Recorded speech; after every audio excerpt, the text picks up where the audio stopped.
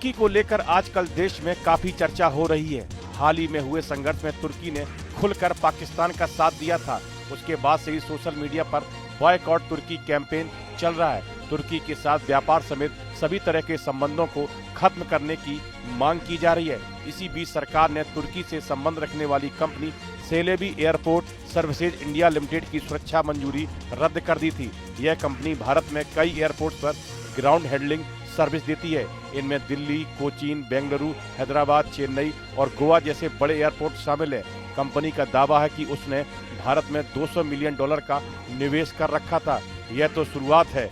पाकिस्तान के साथ यारी तुर्की को बहुत भारी पड़ सकती है। कुछ ट्रैवल वेबसाइट्स ने भारतीयों को तुर्की की यात्रा से बचने की सलाह दी है।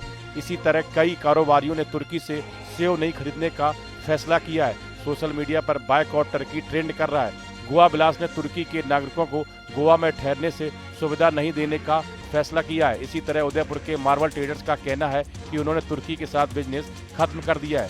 भारत के साथ पंगा लेने से तुर्की को करीब $4.6 अरब यानी कि लगभग 40,000 करोड़ रुपए का झटका लग सकता है। भारत और तुर्की के बीच व्यापार में पिछले कुछ साल में काफी तेजी आई है। 2022-23 में दोनों देशों के बीच कुल व्यापार $13.8 बिलियन को पार कर गया। हालांकि 2023-24 में इसमें कुछ गिरावट आई और ये व्यापार $10.43 बिलियन रहा। इसमें से भारत ने तुर्की को $6.65 अरब का सामान बेचा और उससे $3.78 अरब का सामान खरीदा।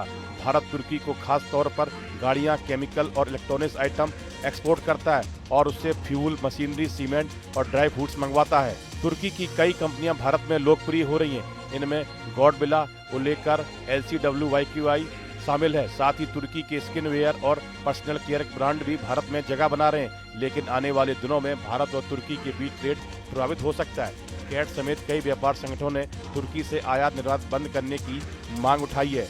अगर इंपोर्ट और एक्सपोर्ट बंद होता है तो इससे तुर्की को पर्यटन और व्यापार दोनों मोर्चों पर झटका लग सकता है। इसके अलावा तुर्की की कंपनियों ने भारत में कंस्ट्रक्शन और टेक्नोलॉजी सेक्टर में निवेश कर रखा है। केंद्र सरकार ने इन कंपनियों के सभी सरकारी और निजी प्रोजेक्ट्स की जानकारी जुटानी शुरू कर दी है। इन कंपनियों की भूमिका और हिस्सेदारी की समीक्षा के बाद जरूरी कार्रवाई की जाएगी। अधिकारियों का कहना है कि अगर राष्ट्रीय हित प्रभावित होता है तो इन कंपनियों को प्रोजेक्ट से हटाया जा सकता है। पिछले साल करीब 3.3 भारतीय पर्यटक तुर्की गए। इस दौरान उनका औसतन खर्च 1.2 लाख रुपए रहा। तुर्की की हॉस्पिटैलिटी इंडस्ट्री के लिए भारतीय पर्यटक बहुत आम है। शादी के लिए तुर्की भारतीयों के बीच फेवरेट डेस्टिनेशन बनकर उभरा है।